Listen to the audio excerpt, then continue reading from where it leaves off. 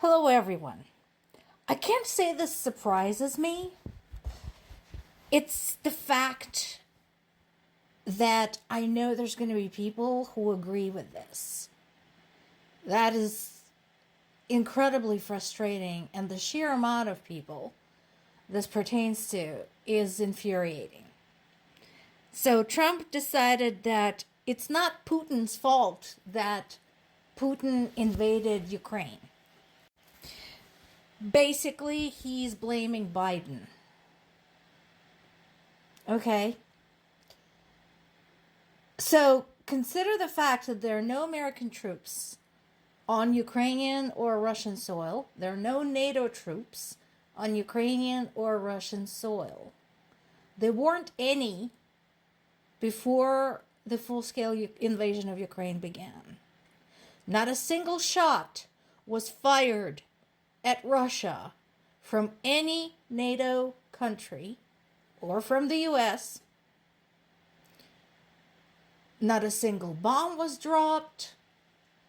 So how do you figure that?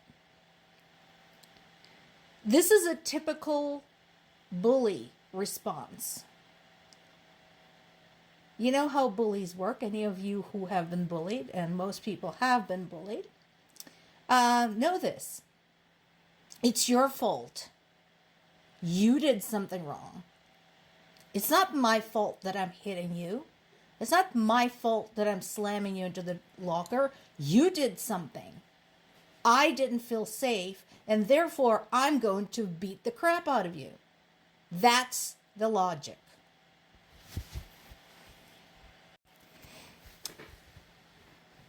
Not surprisingly, Kit Kellogg didn't take me up on my offer to go, not only go visit Ukraine, but go to more than just Kyiv.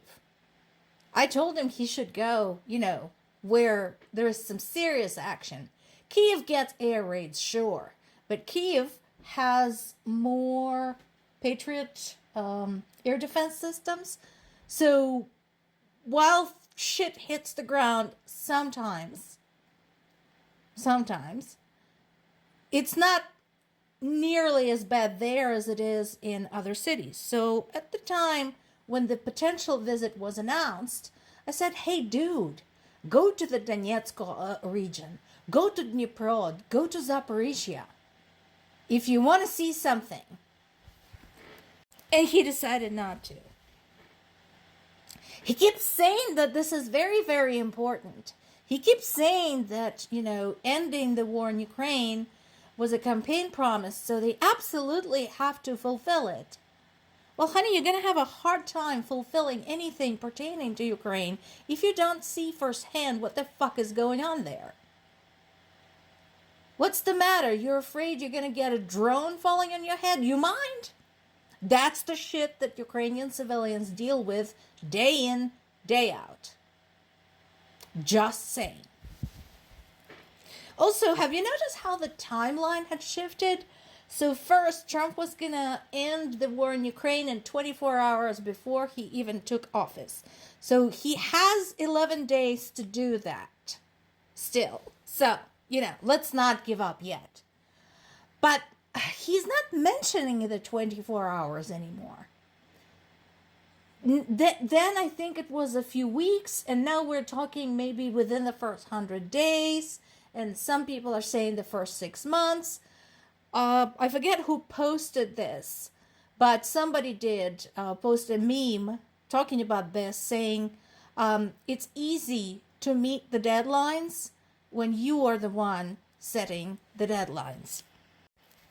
And not surprisingly, Trump goes with Putin's stance that Ukraine should not join NATO.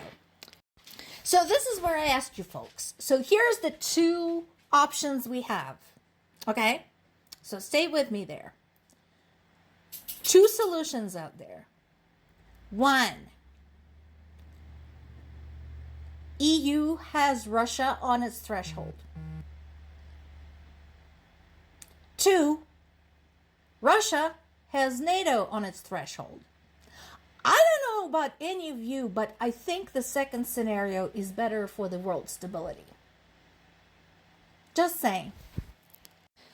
Not surprisingly, the Biden administration is doing whatever it can to get as much aid out to Ukraine as possible, getting the last of that aid package, which is hugely appreciated. And once again, folks, countries, if you have some frozen Russian assets, that is a quick and easy way to help Ukraine without having to compromise your own national budget. It's not paid for by your taxpayers. It's not influencing any of your existing programs. I think it's a win-win situation for everyone except Russia. So fighting still continues in Russia's Kursk region, and there is the continuing controversy in terms of the situation in Kurakhove in Ukraine. This is in eastern Ukraine. So remember, we talked about this yesterday. Russians said that they have already taken it. Ukrainians are saying no. There is some fighting in some of the districts of the city, but no, they have not taken it. So who the hell knows? Again, considering how much Russia tends to lie about crap, I tend to believe Ukrainian military.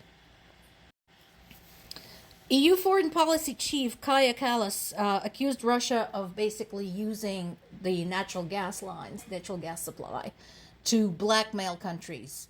And that surprises you. Why?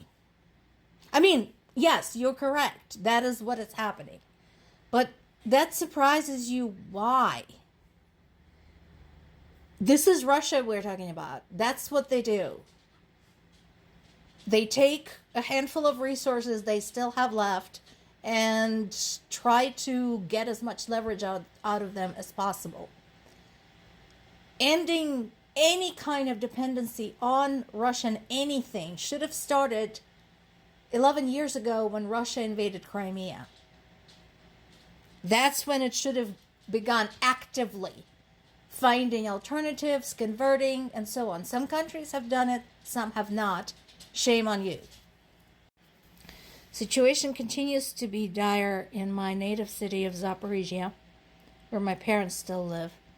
As I mentioned yesterday, Russia unleashed a savage retaliatory attack against Zaporizhzhya civilians. Now we know how it was carried out. Glide bombs were used, and we talked about the glide bombs and why they are so dangerous. We know that dozens were launched over the last 24 hours, and the casualty toll is mounting. As far as we know now, there were 62. And there is a reason why these were nicknamed building destroyers, because they can carry fairly large warheads, and they can create a hole that is deeper than a bomb shelter. So you see the problem there. One of the most tragic details came out is that the attack was unleashed during daytime, when there would be a lot of civilians out in the streets.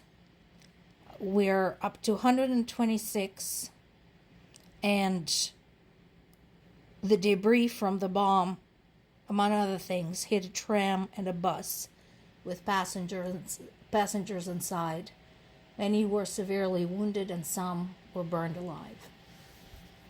I don't know if my parents or anyone else we know has been impacted by this attack. I tried to reach out of them today and I have not heard back. So, more to come.